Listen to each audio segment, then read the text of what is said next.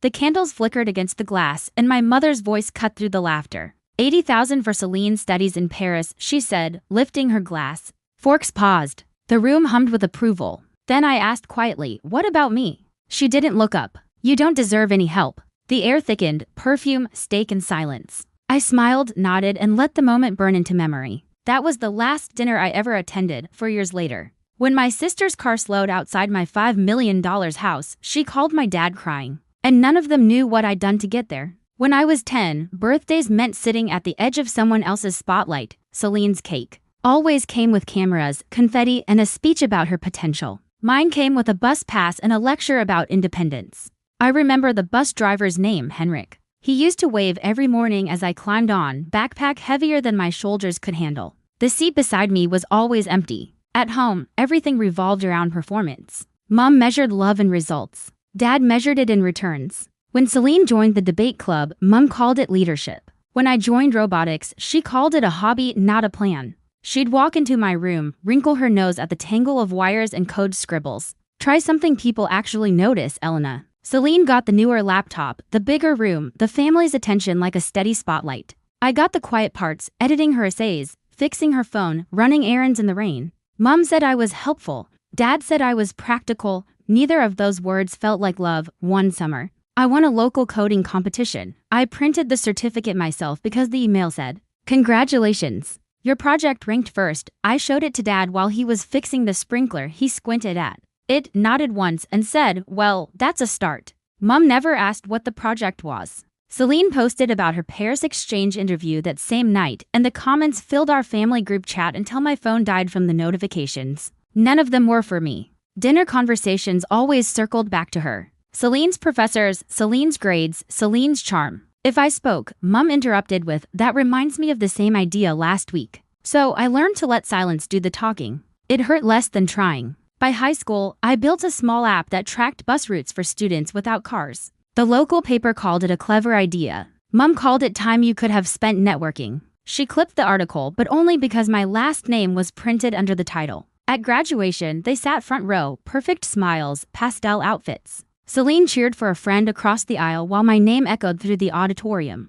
No one stood. I remember clutching my diploma like proof, not pride, that night. Mom hugged Celine and said, "I'm so proud of both my girls, especially you, sweetheart." I smiled because the camera was on. Later, alone in my room, I pinned the bus pass above my desk, right next to the certificate no one cared about. The rain outside hit the window in slow rhythm like a metronome, keeping score. That was the night I understood the math of my family. Celine equaled light. I equaled silence. The night of the Paris dinner, the air smelled like polished silver and overcooked meat. Celine sat across from me, her face glowing under the chandelier, rehearsing French phrases, while our mother corrected her accent between sips of wine. I'd spent the day fixing a bug at the cafe's Wi-Fi. My fingers still smelling faintly of espresso and burnt circuits. Dad cleared his throat. "We've finalized everything, $80,000 for tuition, rent, airfare. Celine deserves to focus on her studies, not money." He said it like an announcement, not a decision. Mom nodded, proud, her pearls catching the light. I thought he must have misspoken. 80,000. My fork froze halfway to my mouth. "That's the whole thing." He nodded once. "Of course, it's an investment in her future." The word investment stuck like a stone in my throat. I swallowed, forced calm, and said, "I'm short on my dorm deposit this semester. 2,000 would help. I'll pay it back." Mom didn't blink. "You don't deserve help, Elena." The sound wasn't loud, but it landed like glass cracking. Even Celine stopped smiling. I waited for Dad to correct her. He didn't. He just refilled his wine and said, "We put money where it brings returns. You made your own choices." Something inside me went perfectly still. The hum of the chandelier, the scrape of knives, the smell of candle wax, every detail pressed into my skin like a photograph. I smiled once, small and sharp. "I understand." No one answered. The moment folded into itself like a file closed and archived. When I stood, the chair leg screeched across the floor louder than anything I could have said. Outside, the air was cold. Seattle rain had just started tapping on my windshield like fingers counting time. By the time I reached my apartment, my phone was still buzzing with messages. "Don't be dramatic. You'll regret this." I turned it face down and watched the screen go dark. That was the night I stopped asking for fairness and the night I started building something no one could take credit for. The next morning, I deleted every family contact from my phone. No ceremony, no tears. Just names turning to blank space. The silence felt cleaner than any apology ever could. My studio in Capitol Hill was small enough that the heater clicked every 10 minutes. The walls smelled faintly of detergent and burnt toast from the neighbor's kitchen. I made coffee, opened my laptop, and built a new folder, Life Plan. Inside it, I logged 3 files: savings, goals, projects. I wasn't sure what I was building, only that it would run better if no one else had access. By day, I brewed coffee for strangers, fixing the cafe's Wi-Fi when it crashed. By night, I coded under the yellow desk lamp, the hum of rain constant against the glass. I tracked every hour, every cent, measured life in small returns. My only rule was simple: document everything. When people leave holes, data fills them. A few months later, I landed a part-time IT job at a logistics startup downtown. Glass walls, whiteboards, the faint scent of new carpet, and ambition. My badge read Pathfinder Labs, contract engineer. 12 people shared that office, but at night it was mine alone. I stayed after hours, testing lines of code until the sun tinted the blinds gray. That was when Matteo noticed me. He leaned over my desk one evening, watching my screen glow. "You're optimizing delivery routes," I nodded. "Just a side project." He smiled. "Then make it your main one. If it works, we'll pitch it." We did. 2 weeks later, Pathfinder Labs had a prototype and a name for the module, Route Master. We tested it with small businesses, coffee shops, bakeries, flower deliveries. Each data set I cleaned felt like reclaiming a piece of the control I'd lost at that dinner table. I kept everything: notes, fuel logs, emissions, reports, client emails. When the pilot succeeded, Matteo called it innovation. I called it proof. Sophia, my roommate, sometimes dropped by the office with takeout. "You're obsessed," she teased, handing me a warm paper bag. "I'm building distance," I said. She raised an eyebrow. "From what?" "From permission." The months blurred into graphs and quiet victories. My therapist, Dr. Bergman, taught me the vocabulary for what I'd lived through: conditional love, emotional invalidation. "Your parents didn't reward you for being good," she said softly. "They rewarded you for being useful." I nodded. "Then I'll make usefulness my own." By the end of that year, Route Master became more than code. It became a voice I didn't have to raise. Numbers spoke, reports replaced arguments. When the company offered to spin it into a startup, Matteo made me CTO and co-founder. We signed the papers in AG. Last conference room overlooking Lake Union, rain streaked down the windows like slow static. I signed my name without shaking. Every milestone I logged, every invoice I tagged. It wasn't paranoia. It was architecture. Control had shape and I could finally draw its blueprint. The next 3 years were a blur of expansion and quiet triumphs. Route Master grew from to desks to floors. Our emissions cut model hit national news. An angel investor backed us after seeing our pilot data. I didn't buy new clothes or post about it. I still wore the same gray hoodies and tied my hair the same way. But I upgraded the laptop and kept the old one in a drawer like an artifact from a different version of myself. One evening, as I cleaned out that drawer, I found the torn note I'd written after that dinner. "Call Mum," crossed out hard enough to rip the paper. I ran my finger over the tear. Then I folded it neatly and filed it under archive, lessons. 4 years passed like that, quietly,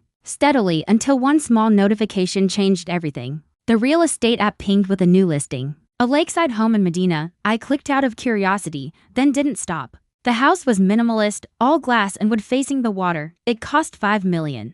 The same number that had once sounded impossible. I bought it. No cosigners, no permission, no shared names. The morning I moved in, the air smelled like wet cedar and new beginnings. I set my things down in the empty living room, then hung one item on the wall: the green bus pass from my 18th birthday, framed behind glass. Beneath it, I wrote in small tight letters, "Broken roots grow better pots." For the first time in my life, silence didn't mean absence. It meant peace. Some nights I'd stand by the glass wall, watching the rain trace its slow lines down the window. My reflection was faint, almost ghost-like, but solid enough to trust. The house was still. Except for the hum of the washing machine in the distance, I'd think of my parents sometimes. Not with anger, just curiosity. Whether they still believed that worth was something to invest in, whether they ever wondered about the daughter who'd stopped asking for help. Then I'd close the laptop, check the payments, and shut the lights one by one.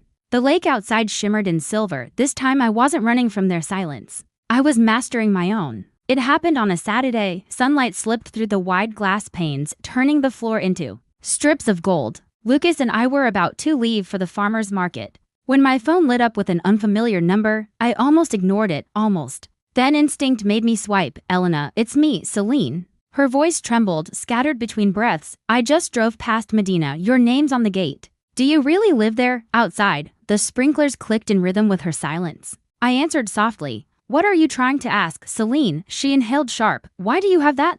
The call dropped before I could reply. I stared at the screen until it dimmed, reflecting the faint outline of my face against the glass. Within an hour, messages started pouring in. Mom, Dad, Aunt Petra, Grandma Ingrid. All names I hadn't seen in years.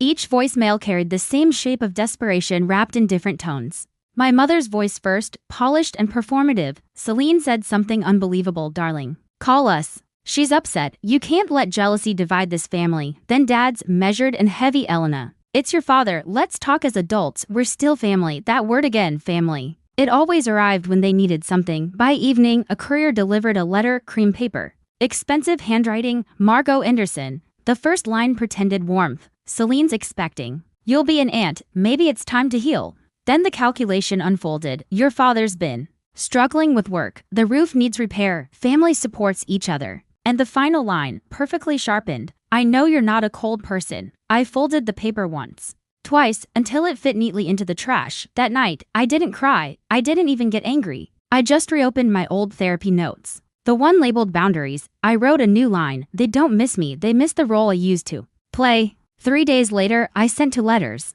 The first to my mother. Mom, if contact is to continue. 3 conditions. No money, no guilt, no surprise visits. I don't need apologies. I need space. The second to my father. You called it investment and return. Here's mine, freedom. Let's close the account properly. He replied in a single text. Meet me in Fremont. Thursday 10 a.m. The cafe near the bridge smelled of rain and burnt espresso. He arrived on time, coat still pressed, eyes dimmer than I remembered. You look different, he said. Better or worse? Different is fine. He tried to smooth things over, calling Mom's cruelty misunderstood. I listened, quiet, until he said we did what we could. Parents make mistakes. I met his eyes. It wasn't a mistake, Dad. It was math. He blinked. Math? You invested $80,000 in image. I built value out of nothing. The difference is honesty. He didn't argue. Just stared at his untouched coffee, steam fading into nothing. When I left, I said, you don't owe me anything. That's the point. A week later came the gala, Seattle's annual education fundraiser. Root Master Labs was sponsoring the new STEM scholarship. The hall shimmered in gold, the air thick with perfume and conversation. Lucas squeezed my hand. You ready? I nodded, spotting them before they saw me. Mum in pearls. Celine in pale blue, her pregnancy softening the sharpness of her face. They approached, smiling for the crowd. Mum's voice was honeyed steel. We came to congratulate you. You've done so well. But remember, success means giving back. Celine's preparing for the baby and your father still needs that roof. I let her talk. Then I turned to the host and said calmly, excuse me. A stage assistant appeared with a pearl white envelope. I'd prepared earlier. I took the microphone. Steady, tonight. I'd like to make a personal contribution. $80,000 to fund scholarships for young women told they don't deserve help. The hall fell silent. Then applause broke, rolling like thunder. I looked straight at my mother. You once called it an investment, I said softly. So do I? Her smile cracked. Dad, who had just entered, froze mid-step. The spotlight hit the check, $80,000, signed by Elena Anderson. It glowed under the lights like quiet justice. When the applause faded, I walked off stage, past their stunned faces, into the cool Seattle night. Rain had started again, thin, steady, cleansing. After the gala, I didn't post a thing. No photos, no captions, no statements. Silence spread faster than any headline. The next morning, the city was washed in mist. I stood by the lake, barefoot on the cold wood deck, the water silver under the soft rain. My phone stayed inside, face down. It hadn't rung since that night, and for once that silence didn't feel like loss. It felt earned. Inside, the house was still. Lucas brewed coffee in the kitchen, the scent mixing with the faint hum of the washing machine. You okay? He asked. Yeah, I said. Finally, he smiled. You looked lighter last night. I wasn't lighter, I said. Just finished. Later, when he left for work, I walked into my office. The glass framed the lake like a slow-moving screen. My desk was clean, only my laptop, a mug half full of cold coffee, and the small glass frame on the wall. Inside it, the green bus pass, the one they once said meant responsibility. Now it meant freedom.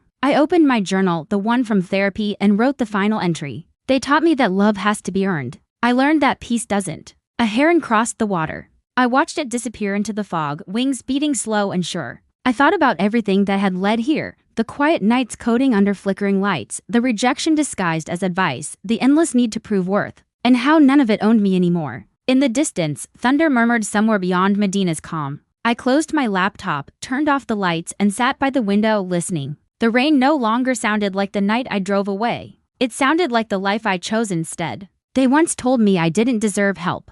Maybe they were right, because what I needed wasn't help. It was distance, silence, and time to build something that couldn't be taken away. Now, when the rain hits the glass, it doesn't sound like sorrow anymore. It sounds like proof. If you've ever been told you weren't enough, remember this. Sometimes walking away is the loudest answer you'll ever give. And if this story stayed with you, don't scroll yet. Tell me where you're watching from. I want to know how far silence has carried you.